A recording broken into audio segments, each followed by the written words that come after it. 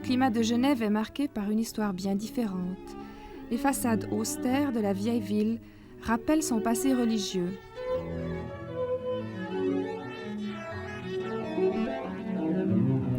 Pour qu'elle ne détourne pas le fidèle dans sa quête spirituelle, Calvin avait proscrit l'image. Tout essor artistique se trouve alors étouffé. Mais grâce à quelques grands noms, c'est dans le domaine des idées que la ville va pouvoir s'épanouir.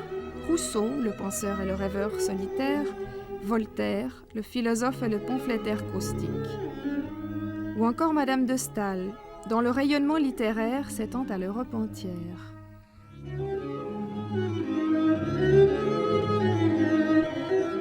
Ce n'est que tout récemment que la ville a commencé à s'ouvrir à l'art. Depuis un mois et jusqu'au 15 septembre, les rues du centre de Genève sont devenues une vaste galerie à ciel ouvert. Indifférents, amusés, indignés parfois, les passants passent ou s'arrêtent devant les œuvres de Lugin Bulle, de Muller, de Benazzi, Rouillet, Max Bill et bien d'autres. Depuis quelques semaines, les rues de Genève nous présentent des sculptures. Pourquoi ? Eh bien parce que nous avons eu l'idée, je reviendrai tout à l'heure sur le « nous », d'animer l'espace laissé vacant par l'interruption de la circulation et de l'animer en transportant ce que l'on trouve d'habitude dans les musées, dans la rue, afin de rencontrer un autre public. Alors le Genevois a réagi de manière très violente souvent. Eh bien cette violence, je la juge très positive. Je ne soupçonnais pas qu'il existe encore dans le public une capacité de réaction, une capacité de se sentir concerné aussi forte. Violence d'un côté, mais également progrès, si je puis dire. Car chaque fois que j'ai eu l'occasion de discuter avec telle ou telle personne du public, au bout d'un moment, nous nous sommes très bien compris, car personne n'est assez sot pour imaginer longtemps, lorsqu'on a pris la peine de l'informer, que les artistes travaillent toute une vie à faire des bêtises pour s'amuser ou pour se moquer du public. Mais n'y a-t-il pas eu des gens qui ont demandé qu'on retire ces sculptures ? Effectivement, une formation politique genevoise a demandé que l'on enlevât les sculptures les plus décriées. Les autres formations n'ont pas suivi cette proposition, d'une part parce qu'il est difficile de choisir la plus décriée, et d'autre part, il leur semblait tout à fait normal qu'une certaine liberté de la création, une liberté de la rencontre puisse être assurée dans les rues. On vient de parler de la réaction des adultes. Est-ce que vous avez eu des réactions de la part des enfants ? Alors les enfants sont les plus accessibles à la sculpture car ils sentent tout de suite que ce sont des objets que l'on peut utiliser, sur lesquels on peut grimper, se glisser, que l'on peut toucher et comprennent très rapidement qu'une forme a également une raison d'être, une valeur, même si elle n'est pas figurative. Alors que les adultes ont toujours besoin de se raccrocher à une signification, à une sorte d'histoire.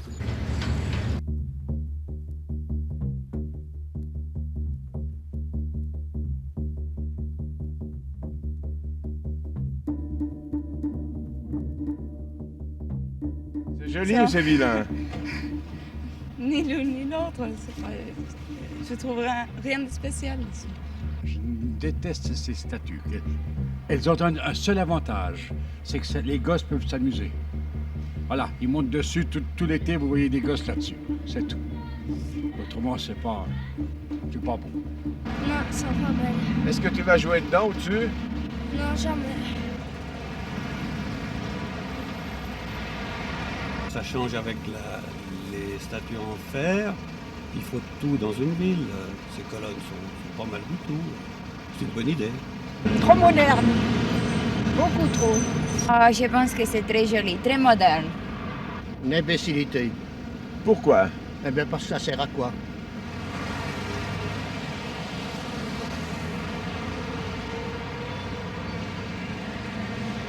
Eh bien moi je trouve que c'est pas mal. Seulement c'est la couleur qui me plaît pas. Avant c'était un orange contre la rouille, vous voyez je sais pas comment ça s'appelle cette peinture. Et ça donnait un peu de couleur à cette grisaille là sur la place. Il fait un peu triste. Je trouve que c'est triste. C'est la couleur qui lui manque ou bien c'est le monument qui est pas drôle? Oui, le monument n'est pas... Non, j'aime pas du tout ce qui est moderne, voyez, monsieur.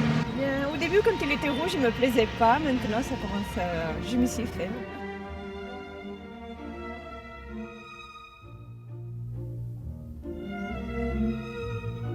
En tout cas, ce n'est plus le prince qui impose ses choix et ses artistes. Ce sont les autorités élues qui décident démocratiquement. Et c'est bien là qu'est la difficulté, prise entre les goûts conservateurs d'un public peu connaisseur et l'avant-gardisme de certains artistes créateurs, les autorités politiques louvoient prudemment. Nous sommes obligés de tenir compte des courants actuels en matière d'art plastique, de culture, d'essayer d'être le plus éclectique possible et de répondre véritablement, non, je dirais presque à des besoins, même informulés de l'ensemble de la collectivité. Et si on faisait uniquement ce qui plaît aux gens, on risquerait d'avoir sur nos places, dans nos parcs, des œuvres peut-être intéressantes, mais qui, en matière de sculpture, pourraient s'assimiler au disque préféré de l'auditeur de jadis. Mais je ne pense pas qu'une œuvre, disons, qui ne retiendrait que le 5% d'intérêt de la population soit moins bonne qu'une autre qui retiendrait le 80%.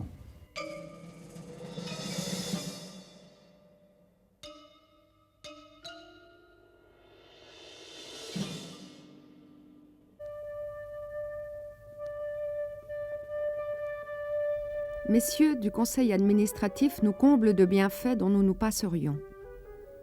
En vérité, voilà des embellissements bien coûteux et bien laids.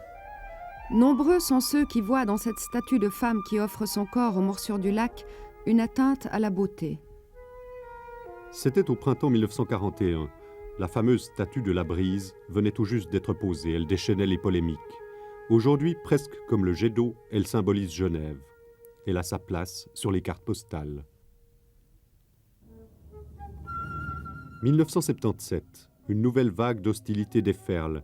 Cette fois, la victime est cette sculpture en acier Corten au quai du Seuget. Certains l'assimilent à un vulgaire tas de ferraille. Les critiques fusent. Des politiciens vigilants au mal de suffrages électoraux lancent une pétition contre la sculpture. Ils réunissent quelques 4000 signatures. Aujourd'hui encore, l'indignation demeure chez ceux qui s'étaient exprimés publiquement. Il me semble qu'il y a d'autres formes d'art à l'heure actuelle et je ne vois pas pourquoi on doit absolument se lancer dans l'art moderne à 100%. Une œuvre d'art doit toujours être un peu contestataire. Cependant, en étant contestataire, elle doit apporter quelque chose, mais malheureusement, celle-ci n'apporte rien, elle enlève. C'est la façon la plus onéreuse de se ficher de la tête des gens, et je suis poli quand je dis ça. Et puis au point de vue esthétique, négatif. Ce n'est pas à un groupe restreint de personnes de décider de choses artistiques. Il faudrait que le public, le souverain, soit beaucoup plus consulté à cet égard. 250 000 francs, nous sommes 250 000 contribuables. L'artiste en question me doit 1 franc. Après ces remous, coup de barre dans l'autre sens. Ce jeune homme et cheval, posé à la même période, devait calmer les esprits. Depuis plusieurs années, c'est au pas de charge que Genève a été décorée. Des œuvres d'art surgissent presque chaque mois au détour d'une rue ou au coin d'un parc. Les pouvoirs publics ressentent peut-être le besoin de corriger les tragiques erreurs d'architecture et d'urbanisme dont la ville est victime jour après jour. La finalité de l'art n'est certainement pas de décorer. Il peut décorer, mais ce n'est pas son but. Et d'autre part, la législation est en retard par rapport aux conditions actuelles. C'est le fait un petit peu de toute législation. Je veux dire qu'elle était faite à la fin de la dernière guerre, mais elle reprend des idées qui dataient de 1920, où l'art avait une certaine fonction, où les artistes tentaient quelque chose qui n'est plus exactement ce qu'on doit faire aujourd'hui.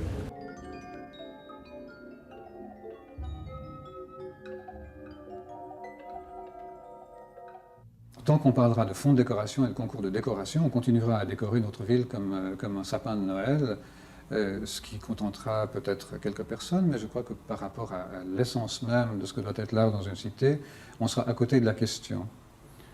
Je pense aussi que décorer la ville, c'est un peu en ce moment racheter les aberrations architecturales qui existent dans une ville comme Genève, où on fait sur le plan de l'architecture n'importe quoi, on peut bien le dire, très souvent, et qu'on essaye peut-être de se racheter une bonne conscience en posant ici ou là une sculpture sur une petite place dès qu'il y a un endroit libre.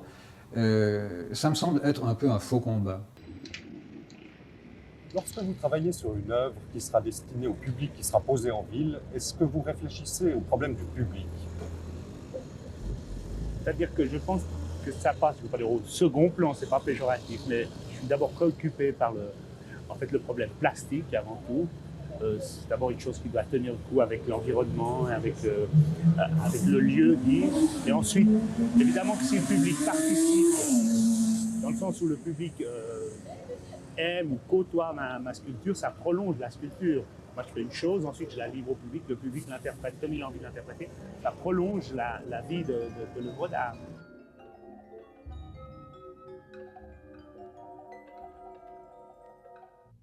Si quelqu'un est bourrelé de soucis entre son domicile et son lieu de travail, s'il arrive sur son chemin à rencontrer une ou deux œuvres qui le détendent un peu, qui lui amènent un sourire, comme en bas la rue de Saint-Jean, la petite fille qui vous tend une fleur. J'ai remarqué plus d'une fois des gens qui passaient devant et qui, de figés qu'ils étaient, devenaient détendus, simplement en regardant cette petite gamine en bronze qui n'a même pas 1 mètre de haut.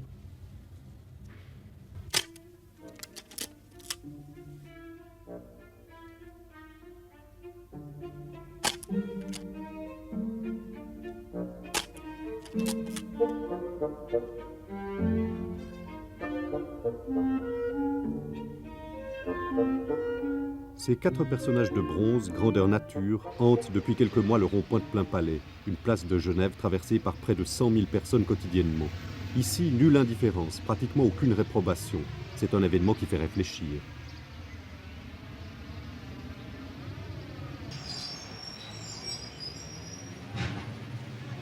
L'attrait de la curiosité, l'étonnement que ces personnages insolites provoquent, ont jeté un pont entre l'artiste et de larges couches de la population. L'œuvre d'art n'est plus ressentie ici comme un corps étranger, comme un objet qu'il s'agit de juger beau ou médiocre. C'est-à-dire, pour moi, la place, c'est la sculpture, avec tout ce qu'elle comporte, avec les gens, avec les véhicules, avec les maisons. La réaction des gens, évidemment, en fait partie, et les 4 personnages de bronze sont des révélateurs pour ces attitudes diverses que les gens adoptent, qui sourient plus qu'avant, semble-t-il, et qui parlent entre eux en utilisant les sculptures comme un moyen, comme trait d'union, en fait. D'ordinaire peu concernée par les œuvres d'art plastique qui foisonnent en ville, la population genevoise, soudain, semble réveillée par 2 femmes et 2 hommes de bronze.